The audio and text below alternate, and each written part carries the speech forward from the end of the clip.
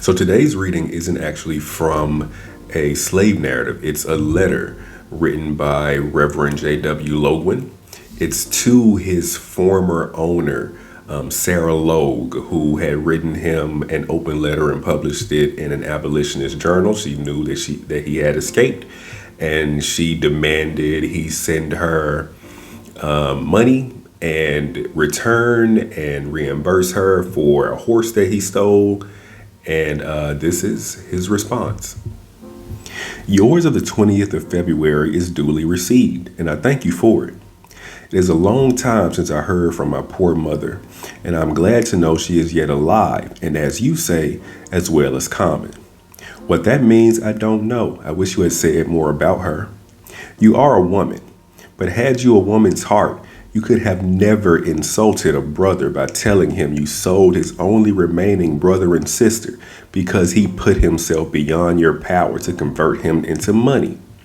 You sold my brother and sister, Abe and Ann, and 12 acres of land, you say, because I ran away. Now you have the unutterable meanness to ask me to return and be your miserable chattel, or in lieu thereof, send you $1,000 to enable you to redeem the land, but not to redeem my poor brother and sister. If I were to send you money, it would be to get my brother and sister, and not that you should get land. You say you are a cripple, and doubtless you say it to stir my pity, for you know I was susceptible in that direction. I do pity you from the bottom of my heart. Nevertheless, I am indignant beyond the power of words to express that you should be so sunken and cruel as to tear the hearts I love so much all in pieces, that you should be willing to impale and crucify us all out of all compassion for your poor foot or leg? Wretched woman, be it known to you that I value my freedom, to say nothing of my mother, brothers, and sisters, more than your whole body, more indeed than my own life, more than all the lives of all slaveholders and tyrants under heaven.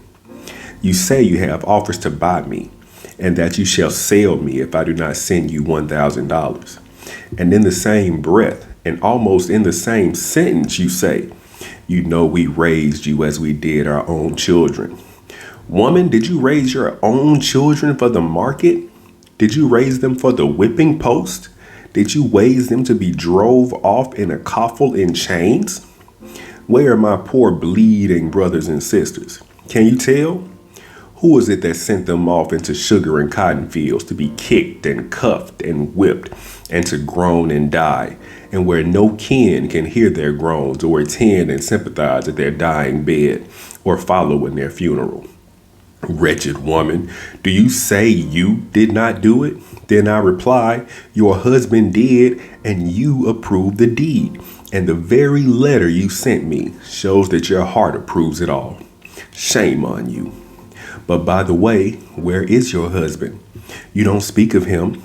I infer, therefore, that he is dead, that he has gone to his great account with all his sins against my poor family upon his head. Poor man, gone to meet the spirits of my poor, outraged, and murdered people in a world where liberty and justice are masters. But you say I am a thief because I took the old mare along with me. Is it a greater sin for me to steal his horse than it was for him to rob my mother's cradle and steal me? Have you got to learn that human rights are mutual and reciprocal? And if you take my liberty in life, you forfeit your own liberty in life? Before God and high heaven, is there a law for one man which is not a law for every other man?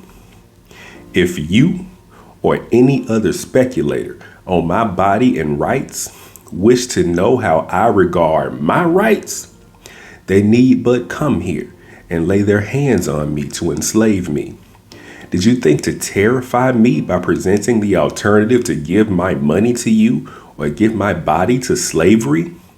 Then let me say to you that I meet the proposition with unutterable scorn and contempt. The proposition is an outrage and an insult, and I will not budge one hair's breadth. I stand among a free people who I thank God sympathize with my rights and the rights of mankind. And if your emissaries and vendors come here to re-enslave me and escape the unshrinking vigor of my own right arm, I trust my strong and brave friends in this city and state will be my rescuers and avengers.